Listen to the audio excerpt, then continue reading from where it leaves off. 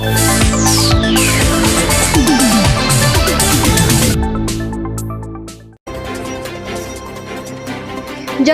जिला नावगांव ब्लॉक अंतर्गत खुरो पंचायतर डाहाणीखिया ग्रामर उर्मला परिडा सहित से ग्रामर दास महांती सहित जमीबाड़ी को केन्द्र कर दीर्घ दिन हेब माली मकदमा चली। गत किछि दिन तले जगतसिंहपुर जिला अतिरिक्त जिलापाल निर्देश में नावगांव तहसिल कर्मचारी उक्त ग्राम को जाई मापचुप कर समाधान करथिले। यार किछि दिन परे गत 23 तारिख दिन दास महांती किछि बाहर ग्रामर गुंडा को डकाई उर्मला परिडा एवं तांकर स्वामी कृतिबास परिडा को आक्रमण करने सह अनेक आसवाबपत्र भंगारुजा करथिले।